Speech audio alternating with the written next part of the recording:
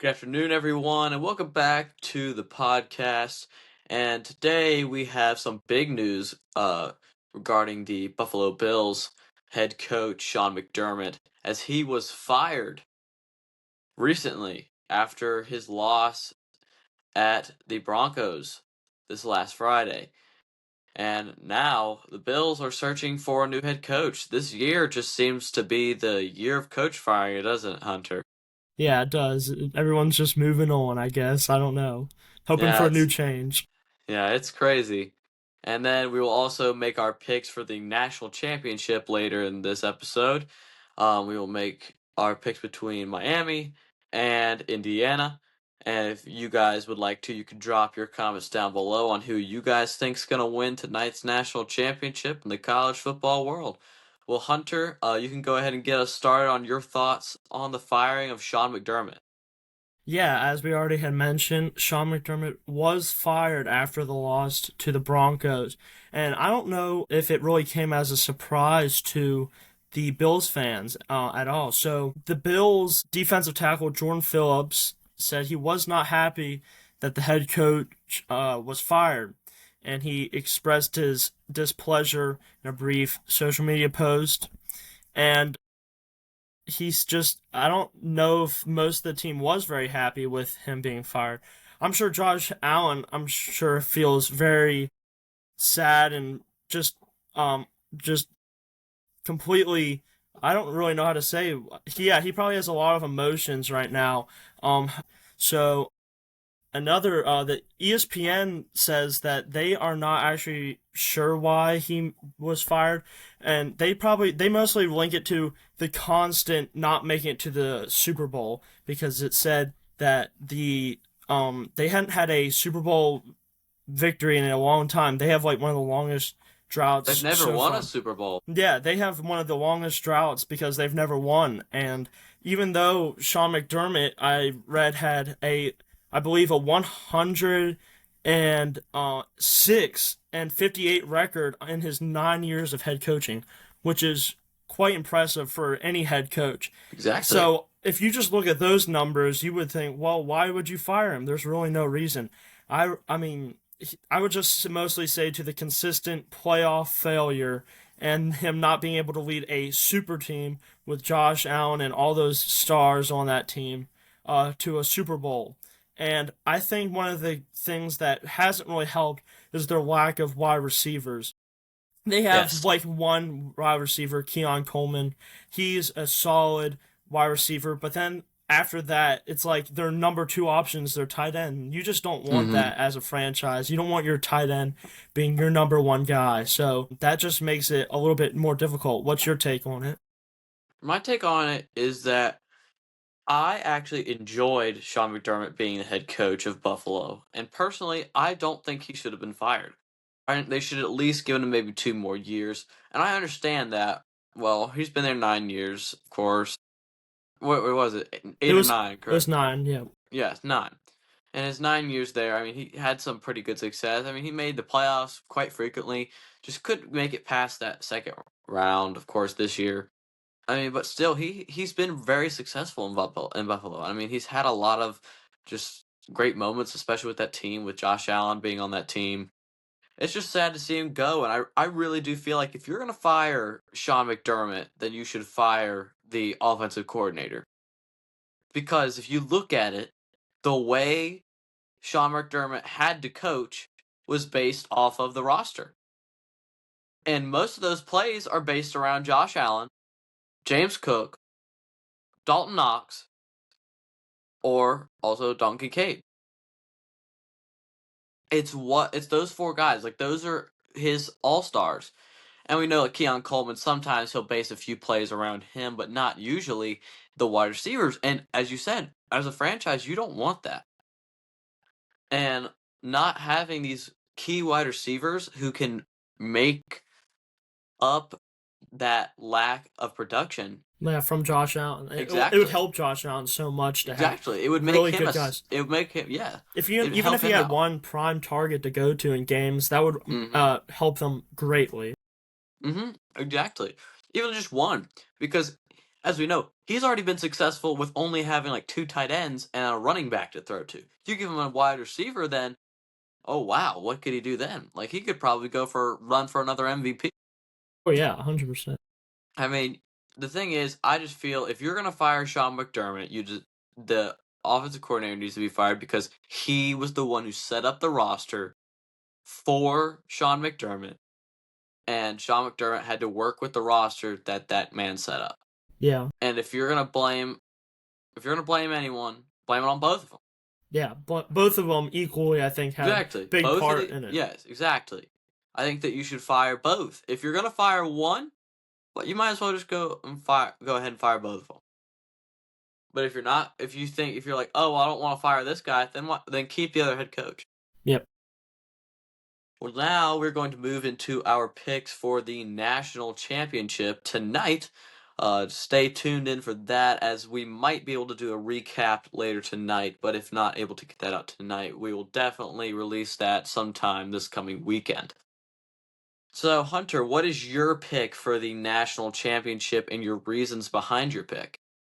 Well, obviously, I think most people are going with Indiana. If you look at their past two playoff games, steamrolling the Crimson Tide and the Ducks, and it's just been devastating for both teams. Like left them in shambles, complete blowouts, not even competitive games at all.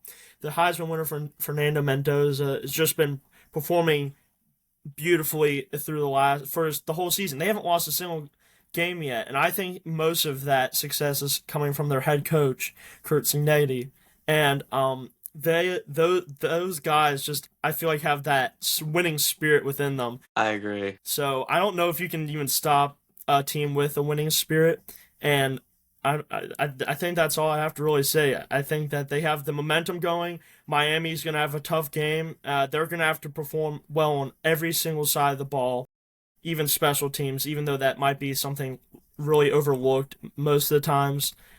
But yeah, what's your take on the game? My take is that I do believe, I agree with you. I think that Indiana should be able to pull this one out. Now, I'm not going to say that they're going to steamroll anybody because, I mean, you never really know. I mean, going into the Alabama game a few weeks ago, I mean, everyone was like, oh, wow, this could be a really good game or this could be a really lopsided game. You never really know because at the time, we knew who Alabama was, but we didn't quite know who Indiana was because they had the teams that they had played prior had not actually really had shown significance. I mean, I They played a understand few. They played a exactly. few. I mean, you look at. I mean, you could argue all you want with Ohio State and a couple of those other guys, And but Oregon, yeah. but still, like Ohio State though, they play. I mean, look at their schedule for the past few years. It hasn't really been that challenging. Now, do I think that they can be a great team? Absolutely. They have a great coaching staff.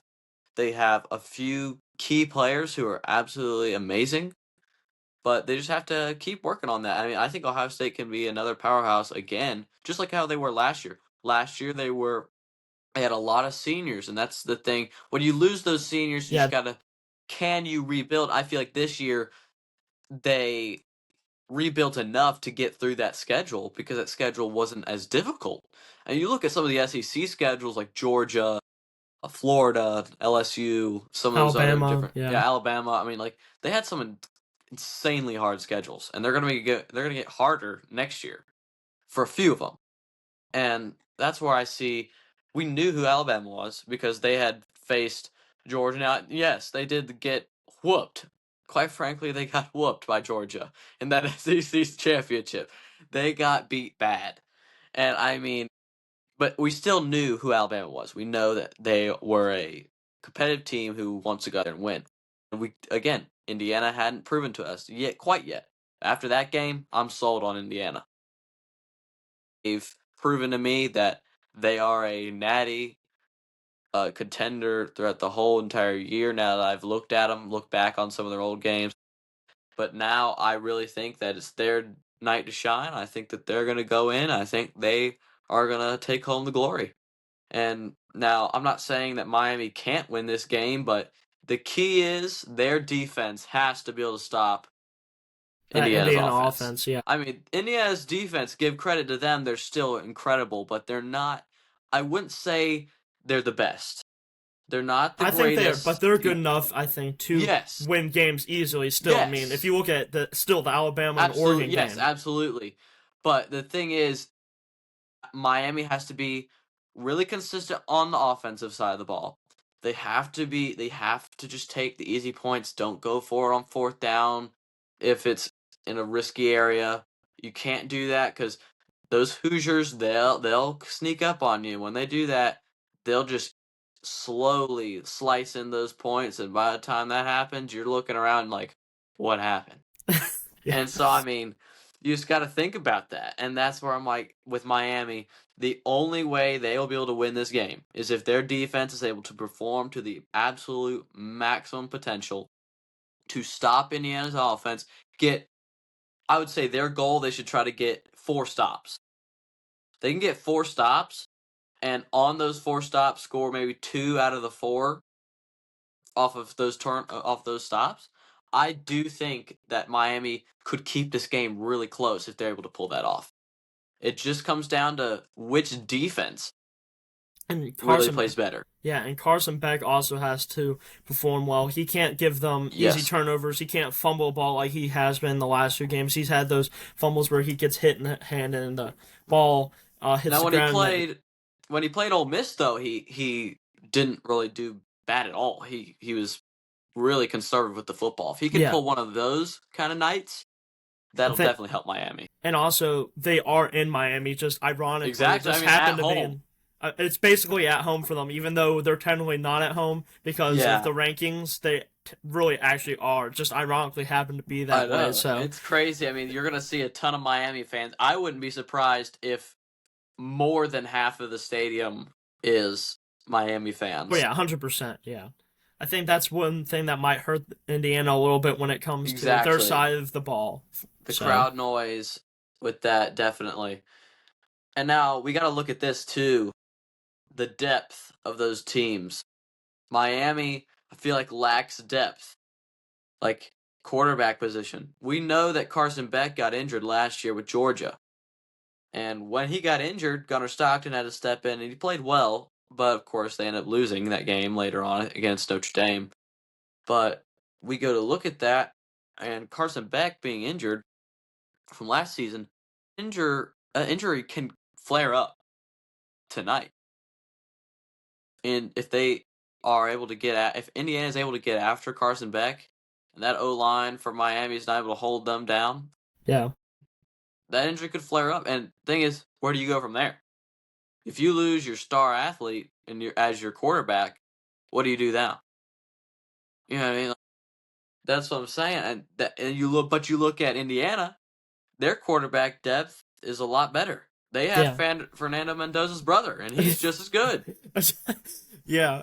It's I so mean, funny how they have the two exactly. brothers and they're both really good. Exactly. You go look at some of the other stuff. I mean, those two teams are just incredible, and exactly what Kurt's seen. I mean, this applies for both of the coaches. They've both been incredible. For Kurt Signetti, exactly what he says. This applies to both of them. It's pretty simple. They win. That's what they do. Both teams have done that this whole season. They've really fought through this playoff, and they've proven that they should be here.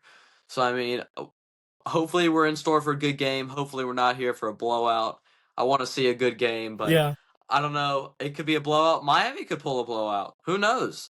It could be spectacular. We don't know. We'll have to see what happens, but I got Indiana. All right, so our question for today is who in the college football playoff has the most passing yards in a single playoff game? Drop your comments down below, and if you get the question right, we will drop a comment on it or heart it to let you know that you got the question right. Just thank you for tuning in today and coming here to listen to what we have to say about our picks. Thank you for the support. Make sure you guys like and subscribe to the channel if you want to see any more posts on college or NFL. And keep us posted on anything that you'd like to have us update. And Hunter, do you have anything that you'd like to say?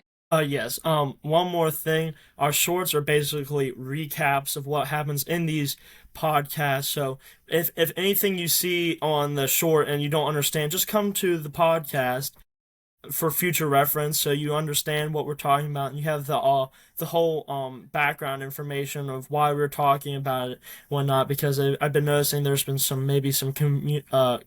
confusion a little bit, and just like they're taking some things that we said like differently than what we actually meant it. So just to clarify that, that's what we make those shorts for, just to recap some key moments in our podcast. All right. Thank you, Hunter, and we will see you guys in the next podcast. Have a good afternoon. This is Turner Homan and Hunter Oaks signing off.